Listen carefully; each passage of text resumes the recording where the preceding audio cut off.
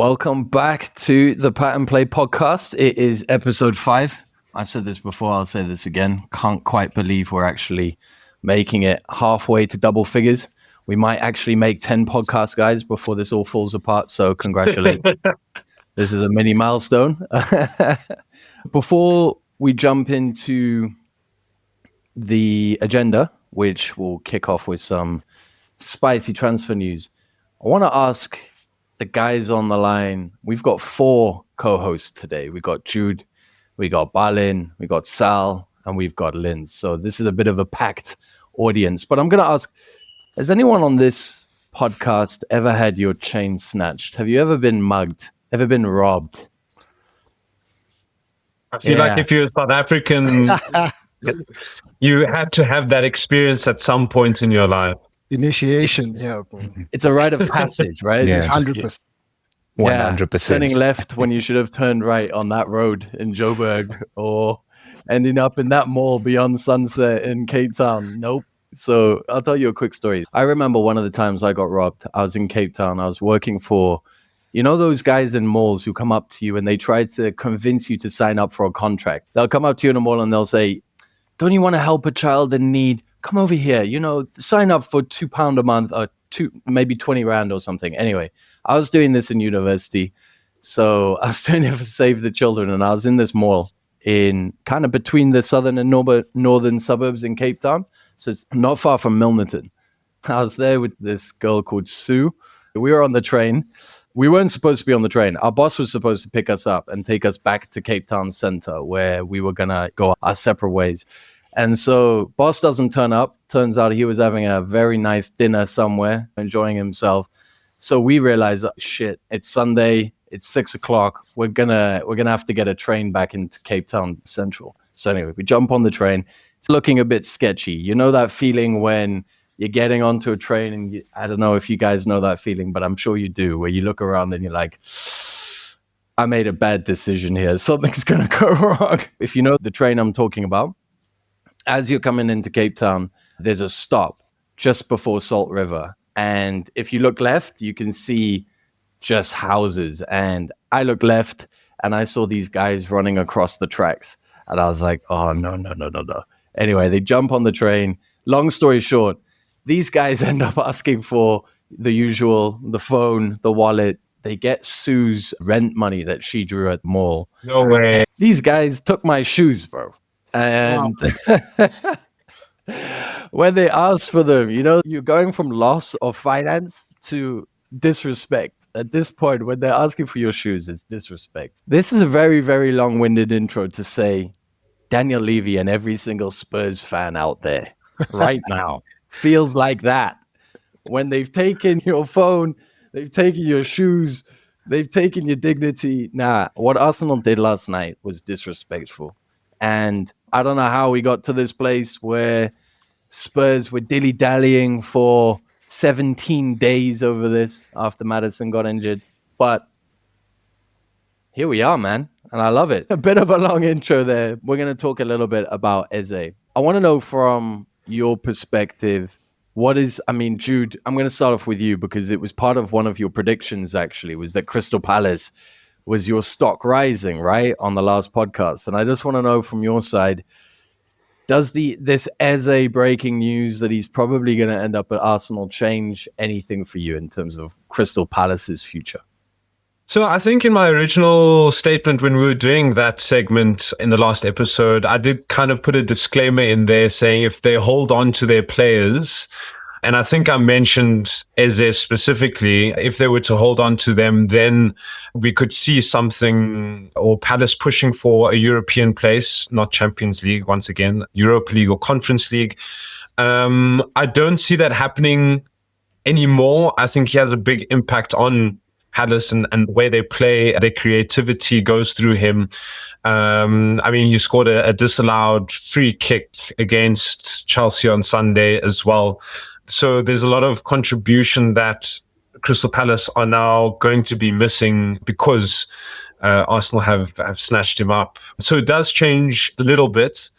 And I think Palace they're gonna finish mid-table as usual, unless they bring in or they spawn someone with his creativity level, which I doubt. Yeah, I agree on that. And there's so many clubs at that level of the league who are looking for a player right now, and they've all got cash, like Bournemouth and Brentford and whatnot. Sal, what are we saying? I know you would hate to see Arsenal do well right now. I know how you're feeling. I know you're sore, and you can turn this into a Man United situation if you want to. But Eze, I know you like the player. Deep down, I know you like the player. What are we saying? And look, it's definitely, from a neutral perspective, it's definitely exciting times, right? I think, Tottenham are like the gift that keep on giving, man. And that's all that I think about when in this situation.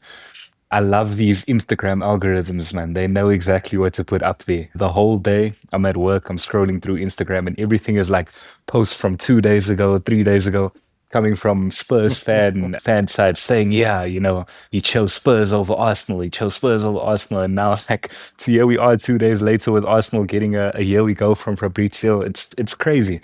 So, yeah, Spurs, the history of the Tottenham, as they say. But it's an exciting thing for Arsenal. It's going to be interesting to see where he plays. We were discussing it last night off air, and I'm not too sure how he's going to integrate into the squad. I thought it would be as simple as him playing on the left. Apparently, I'm wrong.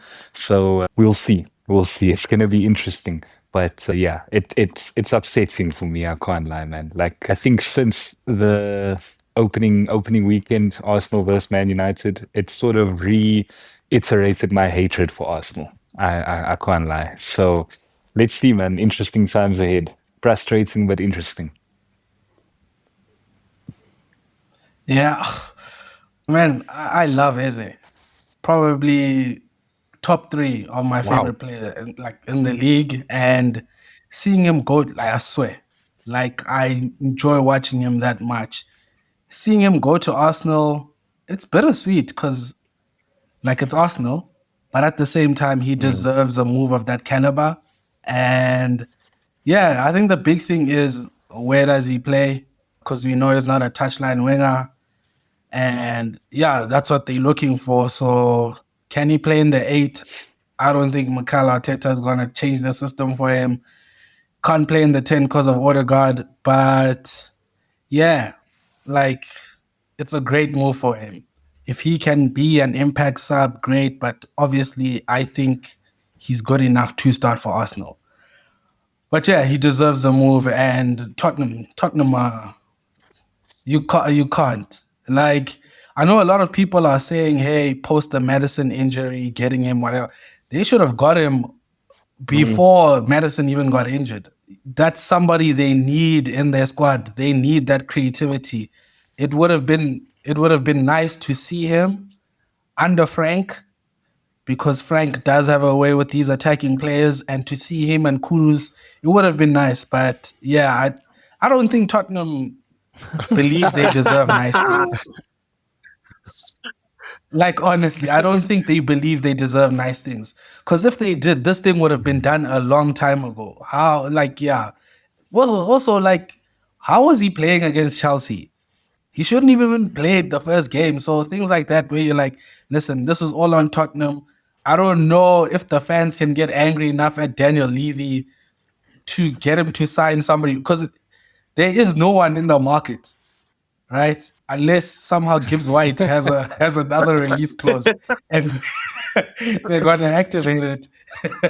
They're dust, man. They're dust. Yeah, no, like, I don't know, man. Speaking of robberies, when Arsenal linked with Eze in the beginning, anyway, I thought in the beginning of the summer they were linked with Eze, and we all thought that he was going there anyway. And then to find out Spurs got into the mix, and all of a sudden he's going to Spurs, and then for Arsenal only to hijack it again, basically. That's like robbing you, bringing your stuff back, and be like, actually say goodbye to a bit of property, and then just taking it away again. It's just crazy. But I think, yeah, no, obviously for Arsenal, I think a big move. Yeah, we all know what Eze is capable of, and the threat that he provides, man. And I think, he probably doesn't play out wide. I honestly think Odegaard should start shaking in his boots a bit, man, because he hasn't had the best performances lately. But I guess he is the captain. He is their leader there. So I doubt they'll put him to the bench. But then probably out wide there by Martinelli. I think he's probably the guy that you're looking at in the squad and thinking, if anybody's going to get sacrificed, he's the replaceable one. So, I guess kudos to Arsenal, man. Kudos to Arsenal. Yeah, 100%.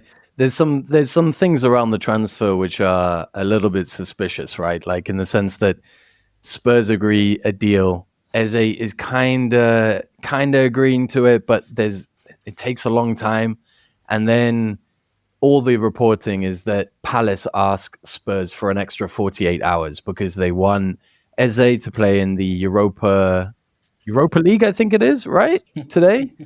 And there's a game this evening which Eze is going to play. Conference League, right? Conference League, yeah. And I think they need him for this game. And so they asked for an extra 48 hours. But there's these rumors that Steve Parish, who's a really good friend of one of Arsenal's directors, Tim Lewis, may have just been told in the background, buddy, just a couple more hours. Just give us a couple more hours. Because the way Arsenal moved yesterday was, I mean, Edu, brother, I don't know what barbecues you were doing while you were at our side, but it took your attention off the prize, man. You were cooking too long. that Brazilian chow.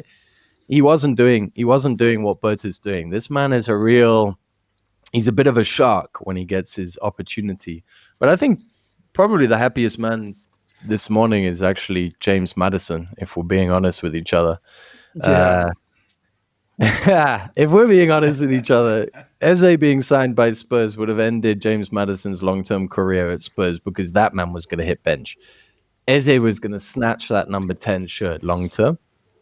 And if he wasn't, sure. Kulusevski wants to come inside anyway and let Kudus go on the outside. Kulusevski's better than James Maddison in the 10, I think. So I think James is waking up feeling relieved. But there we go. Shall we speak about another transfer topic which has dominated football since our last episode? Yeah, Alex Isak. So we got a couple of questions actually from listeners, which I'm going to throw in at this point because they're relevant to this topic. Keshin asks, can we justify Isak's behavior in this situation? So is this behavior justifiable? And Mino says, thoughts on Liverpool's depth. If it's not going to be Isak, then who is it going to be? So a bit of a double question. Maybe we can take Isak's behavior first, because this is a man who hasn't handed in a transfer request, I believe, officially as of right now of the podcast. But he is making statements and refusing to train and refusing to play, which is kind of the opposite of what normally happens. So why don't we kick off with Balin? Balin, what are your thoughts on Isak and his behavior at the moment? I think just coming off the Eze topic, I mean, Eze has been behaved, with all the speculation surrounding him and how he's handled the situation. I think Isak should have probably tried to do the same.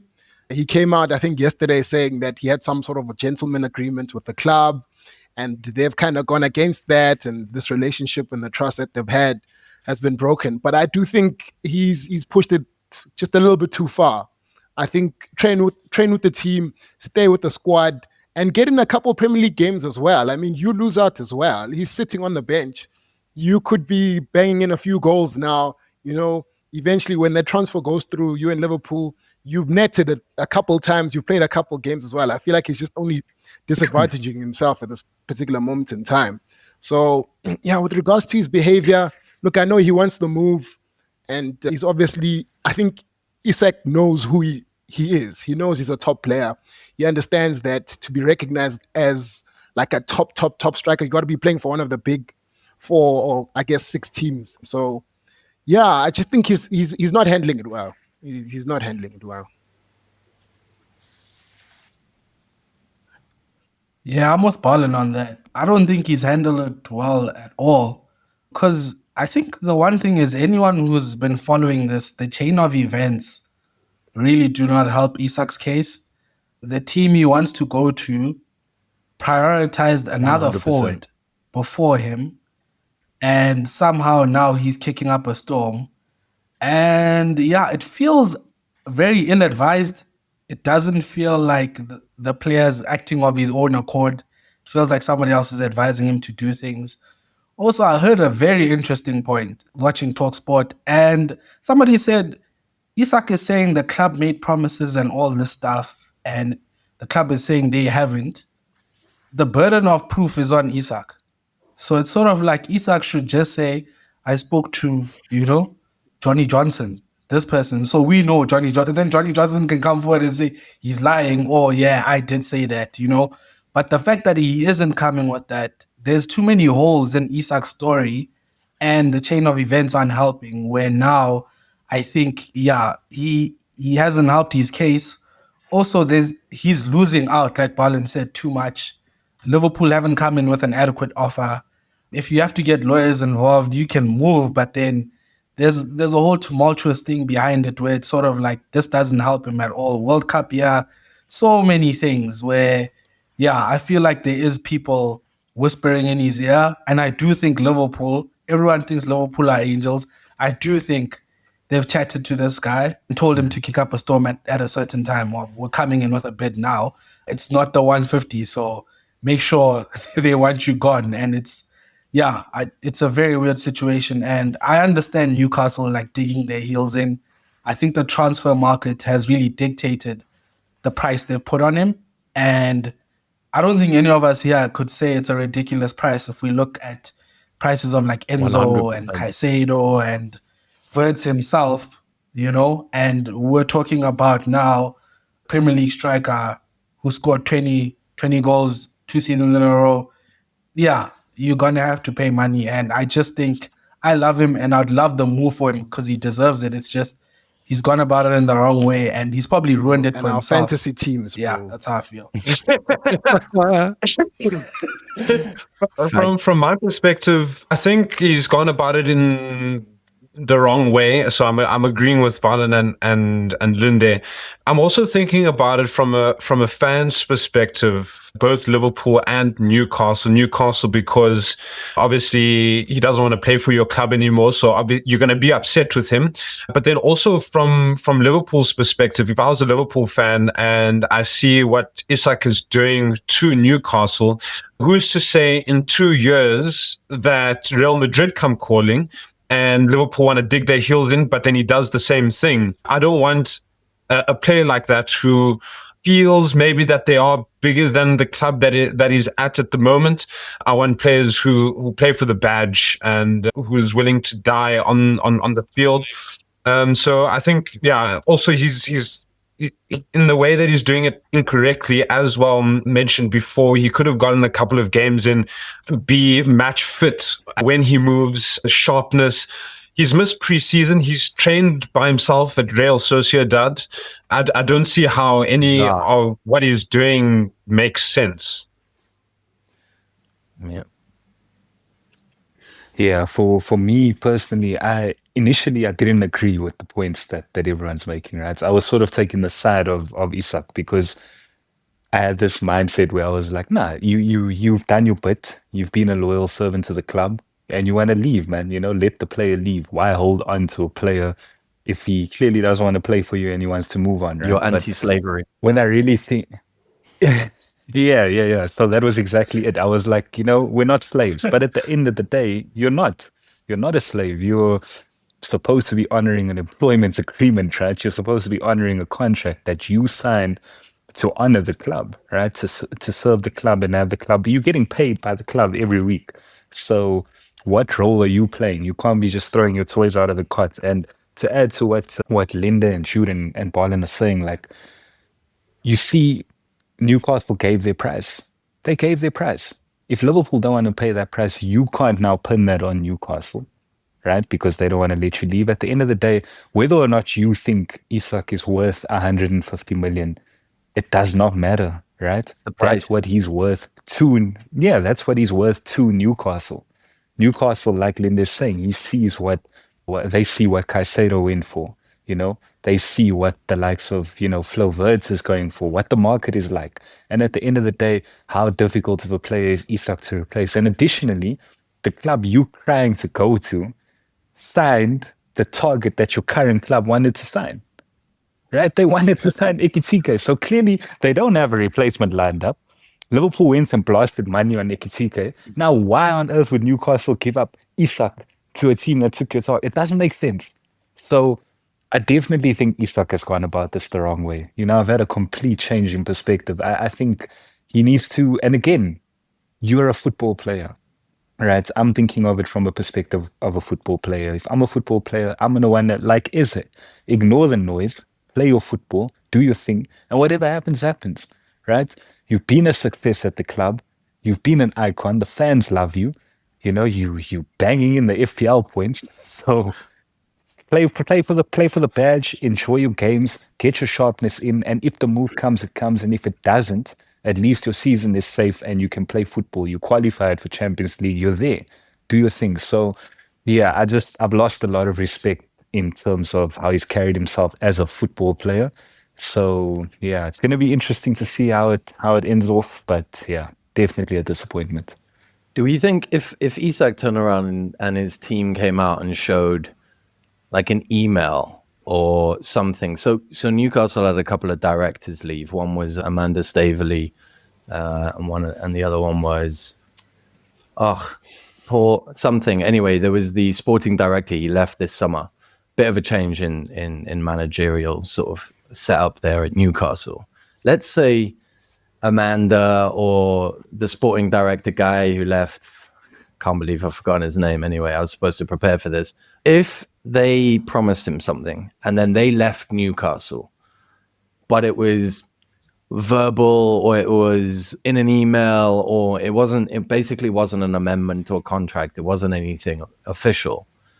Does it change anything for you guys? Or do you feel it's still you're under contract, you're under contract, you're under contract, you're under contract? Just because you're a footballer doesn't mean you're not an employee of a company and you have to do what you're contracted to do.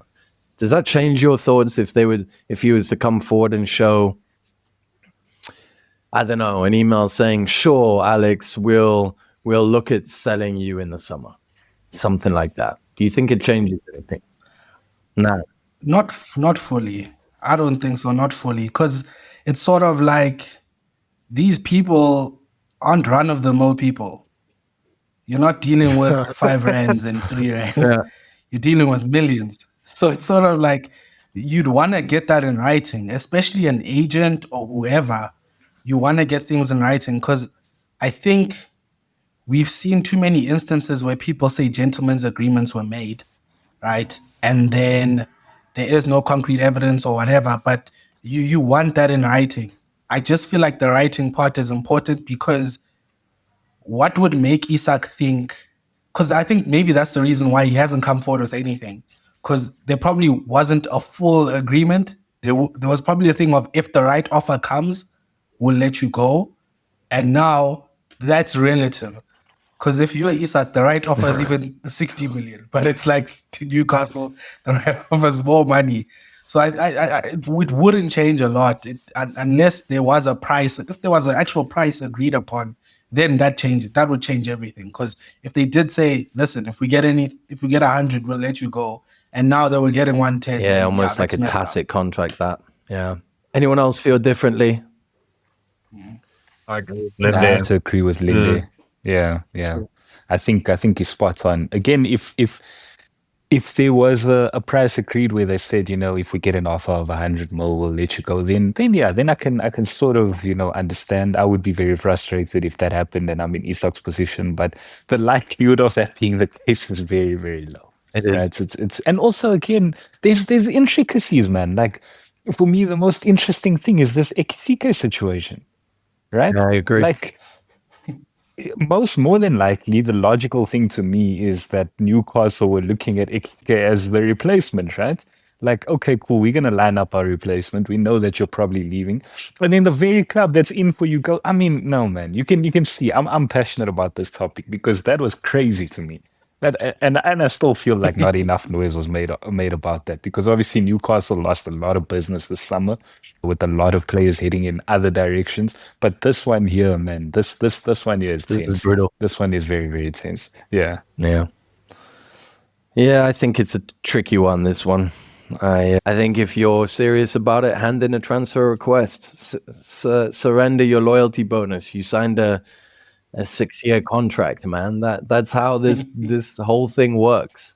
But hey, you can't keep putting out tweets and stuff. I think Newcastle made it very clear in their statement. And to be honest, I respect what they said. That, you know, they said, look, no, you're under contract. I do think it's actually funny while I'm saying that, the wording at the end of the statement did leave it a little bit ajar. They said something like, the conditions of the transfer have not been met and we don't expect them to be met. But it's not saying it's not going to happen. That's almost saying, Liverpool, we've said it before, winner, 150 million, you come and or with that exact amount of cash or nothing happens. I felt like it was almost subtext to Michael Edwards and the Liverpool team. You've got to come with the 150 mil or you don't. You're not leaving with anything. And hey, man, I agree with you guys. I think he's worth that. And if you don't want to pay it, go find someone else, like Ekitike. You fine. Anyway, weird one. Yeah. Listen, guys, before we jump to Game Week 2 predictions, there was another question from David Nyland, who asked. It's an interesting question. Is he made the observation that the top 3 transfer fees this summer, all of the players were under 23, and he asks what goes into signing a young player on a mega fee. So I suppose the question really is around, there's clearly a trend of all the big fees being for the people who you'd assume by age are not actually the finished product, but people are paying the massive fees anyway. Anyone got any thoughts on why we're seeing these giant transfer fees coming in for what you'd consider still to be kind of youth talents, right?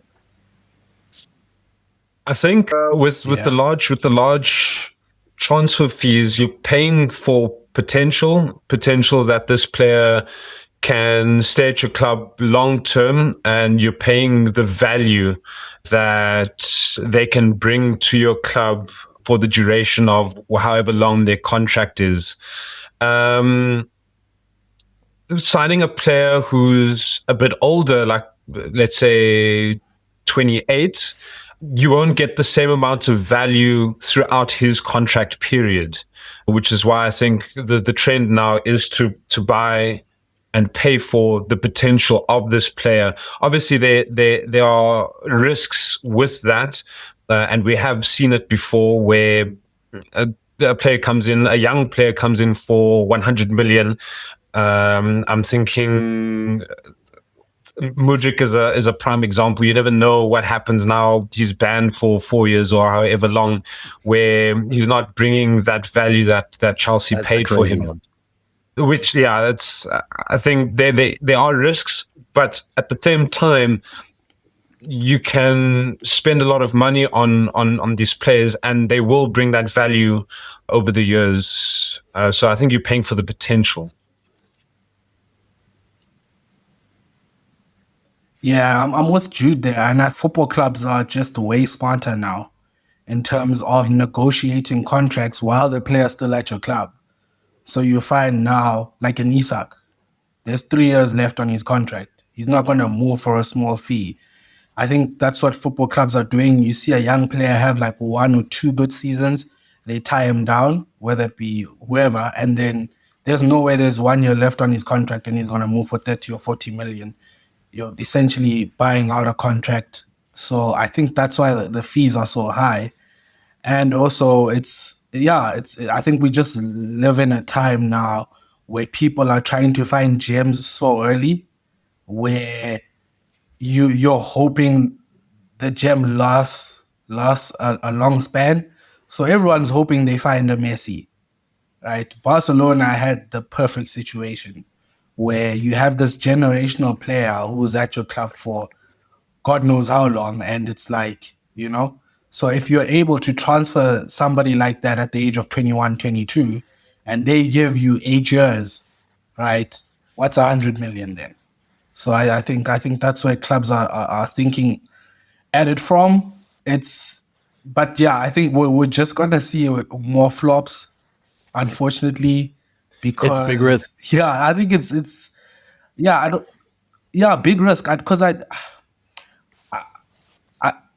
players, football changes, right? But players don't change that much, if you get what I'm saying. Like a 22-year-old with the sort of pressure on their shoulders, most players can't handle that. We saw it with Ousmane Dembele and guys like that, where it's only later on they kick on.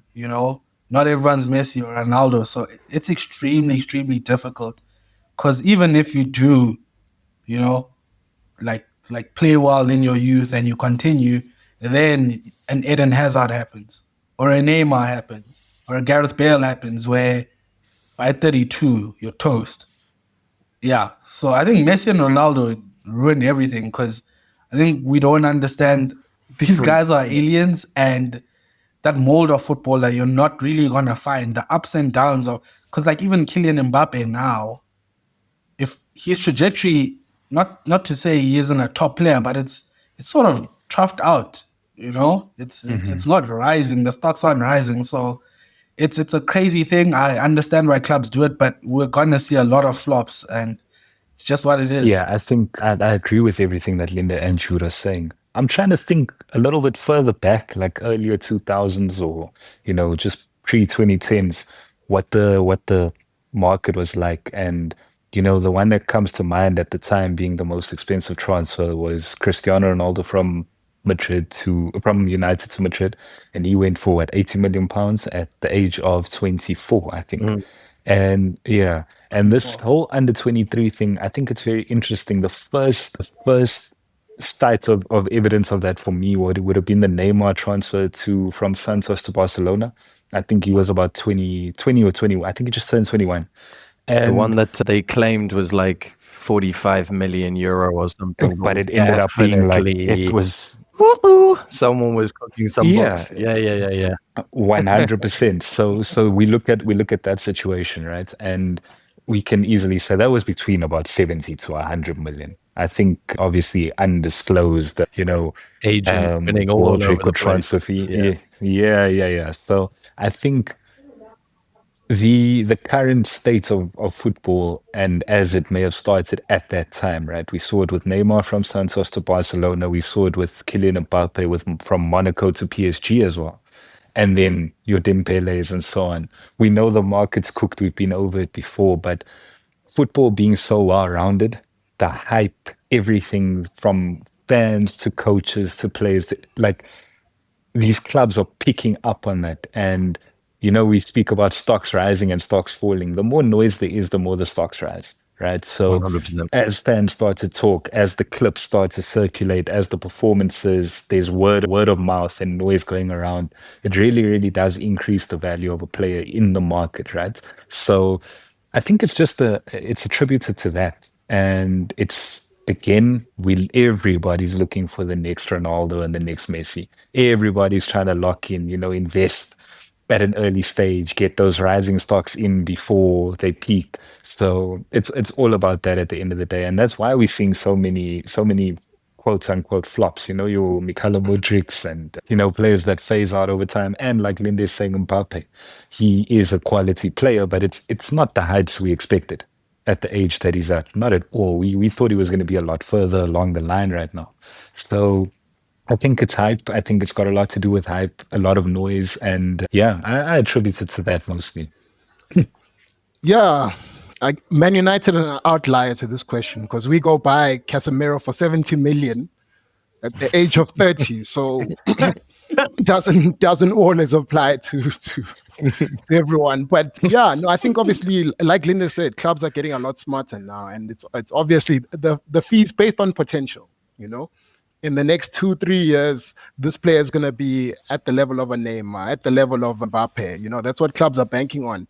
But I think that's causing just further, I don't know, man. We need to find ways in football now, particularly now with the media and the way they they just egg things like this on, where we need to separate prices from the player. We really need to start doing that, because we're putting too much pressure on certain players to fulfill a certain level of expectation. And I do think some of those players can actually fulfill the price tag, but just because there's so much noise around it, and you literally wake up every day and you're like, there's 150 million on my back, like I've got to make it, I think we need to move away from this player price tag whole situation. You look at clubs like Brighton, where they went and they got Baleba for like 12, 11 mil from Lille. He comes into the club, he can slot in easily. There's no pressure on his back. And Brighton are talking about 100 million player today, So clubs I guess it's a topic for another day, but this whole price tag player thing, we need to move away from that. Look, he's 21. They put the price on his back, sure, but let's just let the boy at the age of 21 just do what a 21-year-old needs to do. We'll talk price further down the line. But I guess it's difficult because clubs are obviously investing so much into these players that it's difficult not to talk about the fact that you got somebody, or you brought somebody in for 120 million. But man, if we could start to separate that and just have conversations about players and the potential that they have and how they can fulfill that, I think we'd see a lot less, I guess, flops, the likes of Anthony and so forth. So yeah. Start talking about weekly wages and stuff. Yeah. Rather. Price. Yeah, like your Jadon Sancho's. Like revenue costs. People also forget, sorry, no one's mentioned him, but João Felix also, when going to Atletico Madrid, went for over 100 million. Exactly. Didn't really live up to the potential. Crazy. Yeah. And now, still a young lad, but nowhere near Europe. Yeah. Strange. There's quite a few of those. And it's Balin, what you say about pressure on a young lad, when I was 21, 22, no ways I'm dealing with a 70, 80, 90 mil price tag. I am going out and I'm hitting the marina. I'm buying myself a boat. There will be yacht parties every single week. Exactly. I'm not going to training. It's all going to my head. Let's not lie to ourselves. To be honest, that's like for the 20-year-olds, but it gets even weirder when you go down the ladder, and now you're getting to 15-year-olds who are being like hunted by clubs, and then they can't offer them contracts, so they're going to their families and going, oh, we can actually buy you a Range Rover. And that's not actually technically a bribe because of the way this all works. So I'm not paying you. I'm just saying, if you join Arsenal's academy, then we'll put you in this private school that's right near London Colney, and you won't have to take the child to school because we're going to get a shuttle and all these like things, which basically are like buying up the young talent across the country to go to the best academy. There's some weird shit that happens, right? And we're all kind of aware of that. But that's why I'm a little bit sort of hesitant, let me say, to talk too much about some of the young talents who are coming up. I'm excited about them, but it's also like, that dude is 15 years old, man, and doing his school year still. Like, should I be talking about him on a podcast? Is there like a duty there of like putting pressure on a young man? I don't know. Probably in some countries like Norway, but not this one. Shall we move on to Game Week 2 predictions? I think it's time to talk about the game week that we have ahead of us.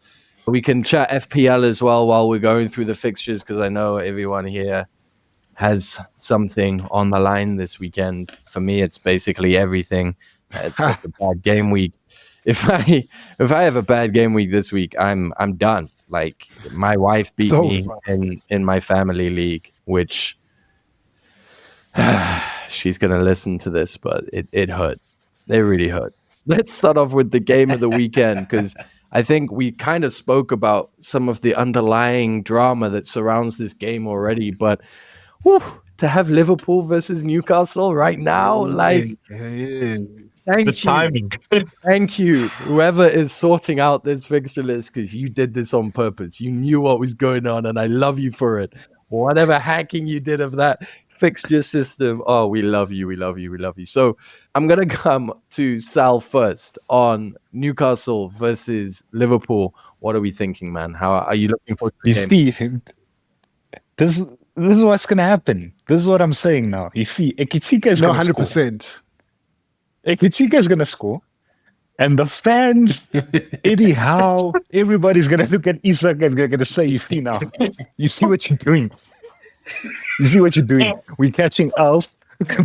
Like, he's gonna score 100%. He's gonna score. Newcastle is if I was on the last episode, I would have said they are my stocks dropping club, honestly, along with a couple others. But like, it's I just 100% sell because these guys are nowhere near where we thought they were gonna be, right? They missed out on a lot of targets, and now this Isak situation. If I'm a Newcastle fan, I'm going up to Isak and I'm saying, "Can you see? You want us to let you go? Here's our replacement banging against us for the club that you want to go to. Come on, guys." No, this thing is the more I think about it, this thing is crazy. This thing is actually insane. So I foresee a Liverpool win, definitely. I think it's going to be exciting. It's going to be really, really interesting to see the atmosphere, to see how it goes. And yeah, I'm looking forward to it. But nah, man, this whole saga is a joke. No, it's a madness, guys. This is a madness, genuinely. Like, and I'm hoping like Ekitike bangs, bro. Like he's leading the line for me in my FPL, bro. I'm talking like hat trick here. This man would just go all out. If I'm Newcastle, I'm getting on the phone and telling Isak, "Hey, listen, come dance for Liverpool, bro. Show them if you really want this move, you come play on Monday afternoon or Monday evening, and you show them how badly you want this move." That's what Newcastle needs to do. Get on the phone, get that man on the pitch, and make sure you tell him literally, Isak, if you get us 3 points, we take your price down to 150 million. Liverpool can have you. Liverpool can have you. But yeah, no, honestly, man, the stars just aligned. This is going to be a great fixture. I think it didn't need a storyline, but now it's definitely got one. Obviously, with all the controversy that's surrounding Isak and everything. Yeah, just looking forward to a scintillating game there, man. I wonder if it's going to be at the stadium at all. I don't think he's welcome there. But Newcastle are going to look at their side. They're going to see Ekitike banging in goals, and look at their side and see Anthony Gordon in the 9 role and think, what have we done here? Why doesn't anyone want to come and play for us? But just minding the storyline behind this game, I think Liverpool, I think they're going to win. Newcastle will try and target Liverpool's right inside. Frimpong out injured. Big news for FPL, that right? Big news for FPL. I know I saw a lot of Frimpongs in a lot of squads, but I think Liverpool with a win. I also, just for banter, I hope Ekitike scores a hat trick. Wow, there's a lot of Ekitike love on this podcast, man, right now. So you on the Ekitike bandwagon for the weekend? Yeah, bro. During halftime of the Bournemouth game, I transferred. I did the same thing.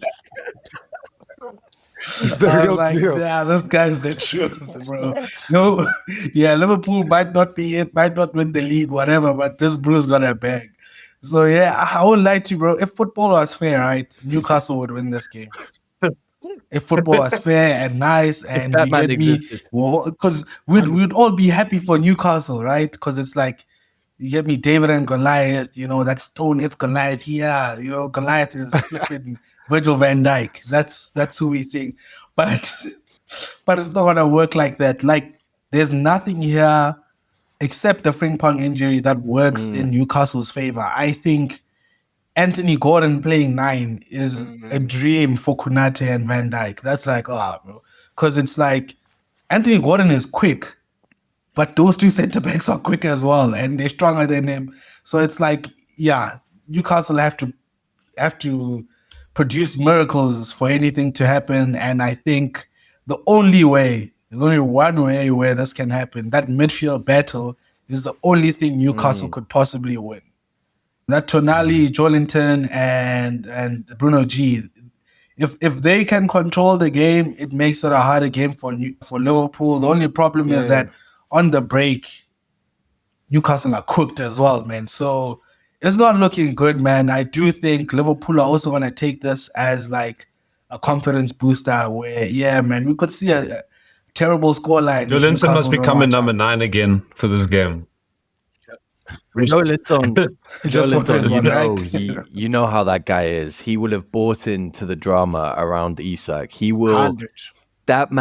He's gonna walk out and his head is gonna be steaming. He's gonna be the most English of Brazilian. There will be no Brazilian left in. I'm telling you right now, Vinnie Jones is coming out on that pitch.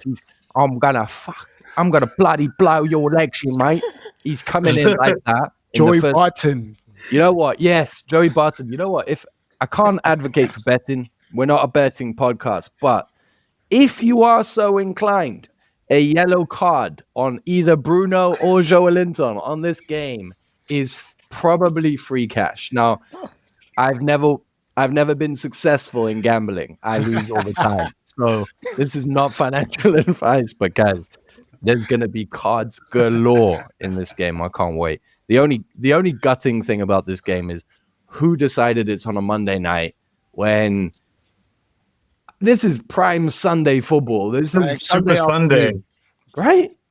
I don't know, man. Somebody over there is messing with us. Second up, City Spurs. This is probably the second biggest game of the weekend, I would say. I don't know if I feel like this is actually going to be a bit of a walkover or whether I think Thomas the Frank engine is going to pull out yet another sort of like he played in preseason against Arsenal where they really just sit deep, absorb pressure and try hit on the counterattack. I don't know really what's going to happen, but Sal, when you've seen City so far, I mean, they didn't really have a preseason. They're treating these games as a preseason and they seem hot as heck anyway. Do you think Spurs can stand a chance? Do you think the atmosphere around the Eze piece is just going to blow morale? Or do you think, this is going to be closer than it looks? Man, morale aside, Eze aside, all these things aside, that City team is...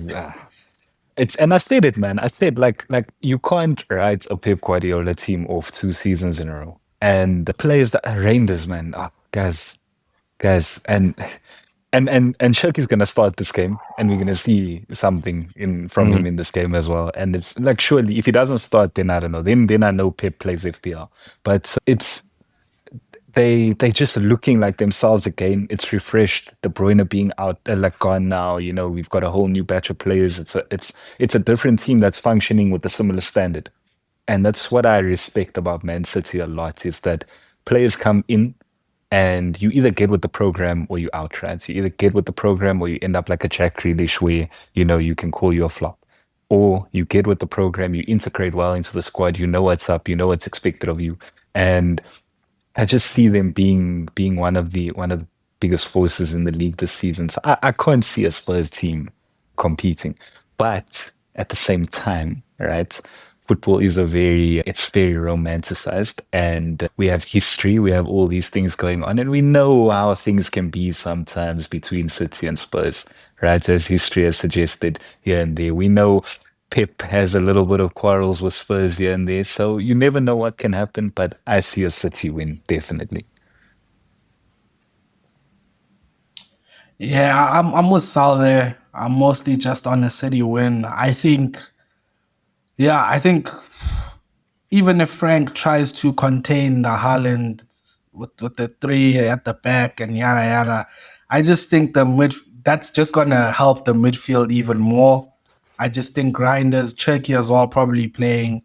Oscar Bob also played magnificently the first game, and Aït-Nouri running on the sides. It's just too much for Spurs. Where in this moment, I do think morale is low. They probably feel a bit dejected. I've heard talks that Richarlison was offered as well in the Eze deal. So you never know how players react to that. Some players are like, you didn't want me here. Richarlison type character. Even though I played well last game. Yeah. Exactly. So stuff like that. I think the only thing is on the break, Kudus is the one-man wrecking train. He usually can make something out of nothing, but yeah, man, I just think Pep is going to be so focused on this game. yeah, they've had all the time to prepare. There's no other things happening, no Champions League, no hey, we have to rest players for this. Yeah, I think things is gonna get hectic, and yeah, that is a thing is probably gonna play on these guys' minds. I think the squad's obviously a bit dejected. I think the squad also knew they needed him, so man, it might be carnage as well there, man. I saw 2 step overs from check-in. I said, it's done, bro. So let's wrap it up. I saw 2 step overs from check-in. I said, thanks for coming, guys. Let's wrap it up. I think even Linde was saying on the group, he came on in like 3 flicks, and literally all he did was he just flicked the ball, flick. The level of flair that I saw from Turkey, man, like, sure. And you can put him on the bench. And that guy's on the bench with Mamouche as well. Mamouche comes on as well. It's just City are absolutely, it's insane, man. It's insane. And I guess Sal's right. You can never write off a Pep Guardiola team. I think we all need to repent for that, because like, what were we thinking? Yeah. Tim needs to repent. So, guys, I said he wasn't even making top 4. It wasn't even like they're not winning the title. Guys, who the heck says that in public on a forum like this? Our football licenses need to be revoked, bro, because there's no way. No, not coming from you, Ballin. Look. Did you not see Ahmad Cookie Madweka? But we'll get there. Get there. Please, man, Ballon d'Or candidates don't start on the bench, bro. Dude, it's creating a narrative. It looks a better story by the time the season comes to an end. So, but we'll get there. But yeah, look, I'm hoping that Spurs put on a bit of a game, man. I hope Kudus comes to the party. He's given City some trouble in the past before, so I'm hoping Kudus comes to the party. Him, Kulusevski, all those chants. I hope they come to the party and make it a game, man. All the Spurs City games have been decent games, man. Usually high scoring affairs. So I'm hoping we get a lot of the same, and hopefully Spurs can make it a competitive game, man. I don't think it's going to be as clear cut as everyone else is predicting. I do think there needs to be. I think we need to be wary that City did play, in my opinion, relegation candidates in the first game. Maybe that's why they looked so dominating against Wolves. Spurs are also relegation candidates, by the way. No, Andrew's gone now. Andrew's gone. I think, Frank, he will obviously be focusing very, very hard on this game, studying what Man City did to Wolves and try and counter it. But I don't think it's going to be a demolition. I do still see a City win, though. Still a City win. Okay. Well, we will see. Do you guys remember the quote from Ange? It's become a bit famous, but do you remember that press conference where he goes, "Every time I've seen the light at the end of the tunnel, it's usually been an oncoming train."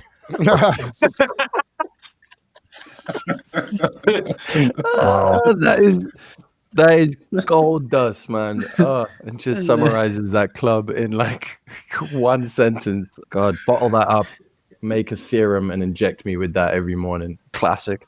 All right, let's have a quick comment, right? These aren't interesting games in of themselves for neutrals, but we do have fans of various clubs who haven't been mentioned yet. Why don't we kick off with the game that kicks off the weekend? Jude, Linz, we got a Chelsea game. West Ham. Should we say West Ham is the prey in this fixture, or how do we even frame this game in a way that doesn't seem like this is a foregone conclusion? But Jude, why don't you kick us off? What's the Chelsea view? Are West Ham about to be impaled? Should I be triple captaining Cole Palmer this week? What's the situation? I think Chelsea should be beating West Ham if we're serious about this season. The performance West Ham put in against Sunderland, absolutely dismal. I don't think Graham Potter's a good manager. I don't see his changes. I mean, you see Kudus leaving West Ham. Now he's doing bits at Spurs. I think Chelsea should win. Cole Palmer will, I think, have more space than in Crystal Palace. In the Crystal Palace game, Crystal Palace were very well set up. I think Cole Palmer will do things. I'm going to captain him this weekend.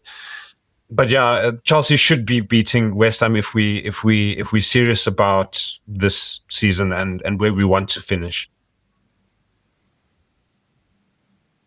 Yeah, I'm with Jude on that one. I said to one of my boys that if we don't beat West Ham, we're not winning the title. It's just that simple. Yeah, already. It's a mentality thing where, listen, we were supposed to beat Crystal Palace. Crystal Palace is a good team, no doubt, but we were supposed to beat them. But now this is like foregone conclusion. You should be beating these guys. Bread and butter. With the team you have, the team you've put together, we need to beat them. If not, we're out. Yeah, for me personally, it's like you'll get top 4 or whatever, but you're not winning the league. Because if you struggle with this, you're going to struggle further on with smaller teams even. But we should be beating them. I'm with Jude as well on Graham Potter. I think Graham Potter is not a modern manager like a modern Premier League manager. Because the one thing Graham Potter needs is time. And the one thing you don't have in the Premier League is time. And no one is going to give you the time to turn West Ham around and sell whoever you want to sell and bring people on while losing games. You'll get relegated. So, yeah, he's doing a dismal job there, bro. I'm fuming with him because Bowen always scores against small teams, bro. Didn't do it last week. He was my captain on FPL. I'm fuming. And for that, I hope we give West Ham 6 of the very best. You get me? It's a whole 5-1, and then we just touch you with a pinky. We need 6 of the very best. I don't know if I was due on Captain Palmer because we might just nick a 2-0. But yeah, I'm thinking about João Pedro, but yeah, we have to win. I'm with you. It's a pretty big game. You don't want to fall behind the pack and have 2 points on the board if someone has 6. And if that person or club is Liverpool or City with 6, then it starts to get dicey. The next game on this quick run through is United versus Fulham. This is the game on Sunday, the one that ends the Sunday round of fixtures. Sal, why don't you jump in first? This is United away against Fulham at 5:30 UK time, 6:30 in South Africa. What are we saying? So I think we're going to win the league, man. And I'll tell you why.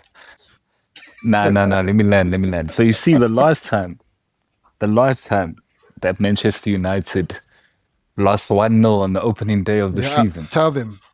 Was 2012, 2013. A certain Robin van Persie came off the bench to make his debut. And we know how that ended, Thanks, right? Jim. Now, in addition, we conceded a goal in that game from a corner. A certain Marwan Fellaini scored the goal for Everton, and we lost 1-0. The following game, Gameweek 2 of the 2012-2013 season, came against a certain Fulham Football Club, a game in which Robin van Persie scored his first goal for Manchester United. So, long story short, I'm looking forward to Benjamin Sesko's first goal for Man United this weekend. And yeah, where are the betting people 9 months there? down the line, 9 months down the line, a league title. So, and Barlin, I think we're going to head to you next. You can tell them I will wrap up with the Ahmed Diallo Ballon d'Or at the end of the season. No, but jokes aside, I think. Jokes aside, I'm not joking. Yeah. Nah, but genuine talk, I'm very confident. I think the way we looked against Arsenal, I was very impressed. Like I said, man, I watched the game with Barlin actually. Brilliant And performance. he will tell you, I was so like upset, man. And my hatred for Arsenal, man, I was fuming. I think the entire game, I was like, man, Arteta's rubbish. This entire team is rubbish. Oh, the God is rubbish. Look at Gyökeres is a joke. Like I was losing my mind because, look, kudos to you guys. You don't win titles without being able to win a game in that fashion, right? It's those wins that get you a title at the end of the day. But I'm still super pleased with the way we performed. It's a huge improvement on last season. I enjoyed watching us play. Not a single game last season did I enjoy watching us play, right? So looking forward to it. Cunha looks great. Mbeumo looks great. Looking forward to Benjamin Sesko starting a game. I'm hoping that happens on the weekend. And yeah, I'm super keen to see what happens. I think we will win. Definitely going to get our first 3 points of the season, but more interested in seeing how we play. So yeah, let's see how it goes. Yeah, I think you're right. On on United. You played really well. I can't hate, and it's a shame you guys weren't on the Monday podcast. I was ready for some bants, but we move, we become a little bit more mature as the week goes on, and like fine wine, we become more considered and composed in our takes. And so, on that note, I do think that, like, before Arteta took over, we hadn't won at Old Trafford since 2006. Like, straight up, we didn't do anything. Arsenal's now not lost against the top 6 in 24 games, unbeaten. We haven't lost against United now since 2023. This is all in the league, right? Chelsea 2022. We've got City 2023, Liverpool 2023. So it's been pretty consistent that Arteta manages to grind out these results. But wow, it just felt like luck was involved there in many respects, and that it wasn't entirely like a tactical masterclass where we just played counter-attacking football. Yeah, I know there was a couple of chances. Madueke had one which, you just felt like if slightly different situation, he was getting his first goal, but at the same time, Mbeumo and Cunha could easily have got their first goals for Man United on the day. Brian and Mbeumo was just fantastic. He was really good, and I just like the new setup. I think Man United are going to do really well. But yeah, Arsenal are the last team in the top 6 to talk about for the game week 2 preview, and it's a neat segue. I think basically the story is, can we look better than we did against United and also pick up 3 points, please? Because the performance was really, really, it was loose. I don't know if some tactical battle had been won there by Amorim in the midfield, but the reporting after the game was Zubimendi basically hadn't trained in 3 days because he had some sort of sickness or whatever. Something was off. We didn't get any possession in the build-up. You guys really well marked and pressed Saliba. I noticed how Man United focused on Saliba and said, this area of Arsenal's build-up is not going to happen today.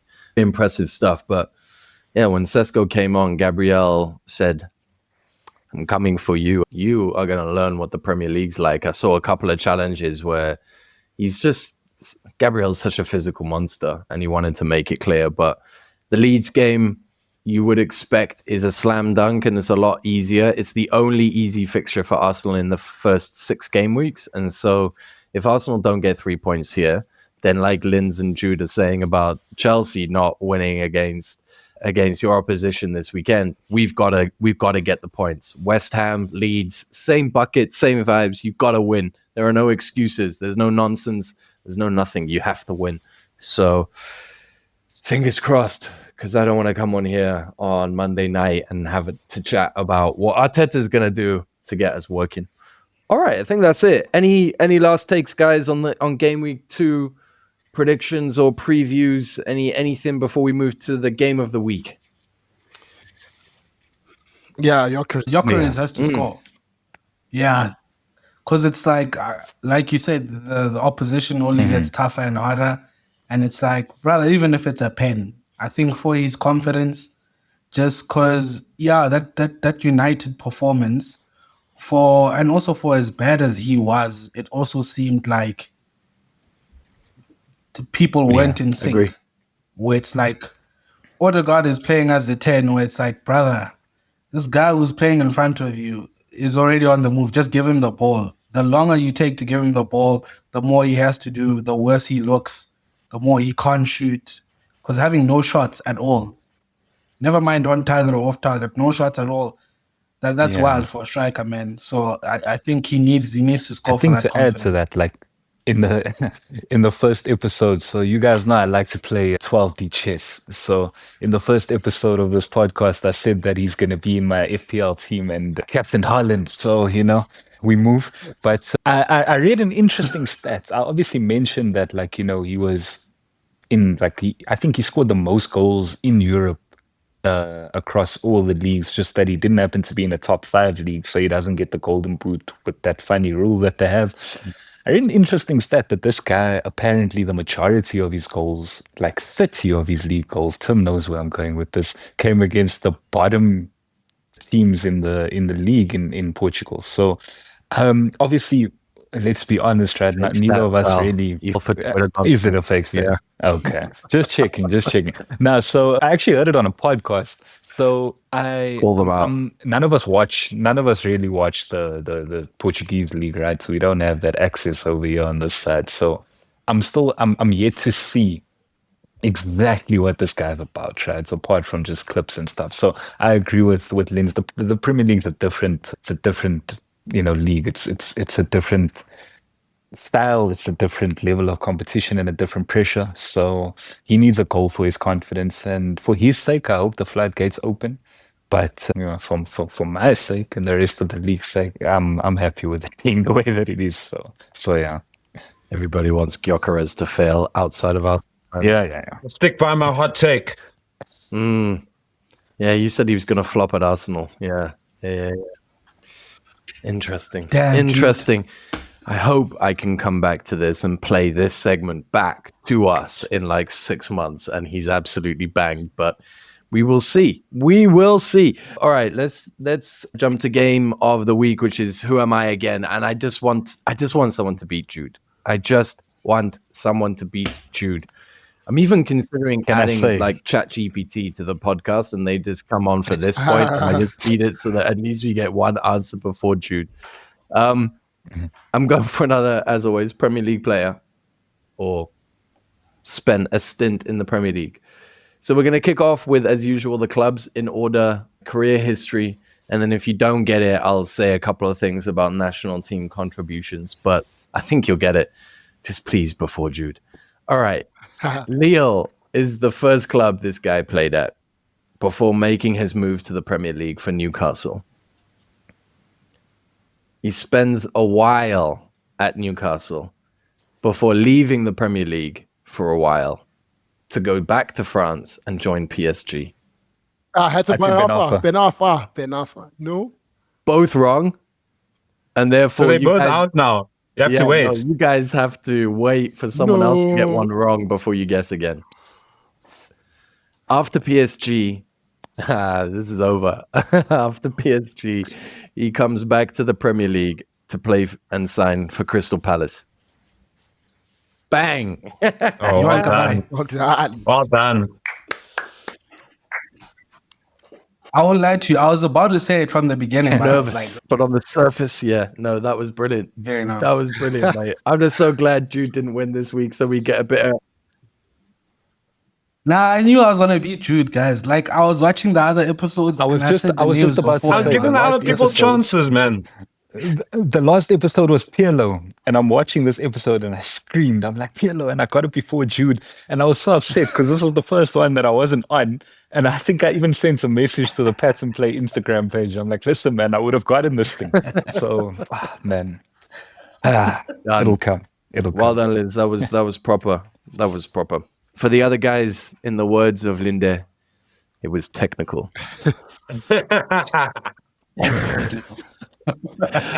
Okay, that's it for this week. I think we're going to do a chant of the week, and I think for this week it should probably, I was going to say Isak just to rile up some Newcastle fans, but I also don't want to lose 10% of the listenership, which seems to be in Tyneside up in the northeast of England. Don't know why you guys are listening to this podcast, but guys, we do love your attention. So we're not going to go with an Isak chant of the week. I think we do Eze for denying Daniel Levy. He's not. Anyone who denies Spurs is worthy of a chant of the week this week. But yeah, that's it. That's all we got time for.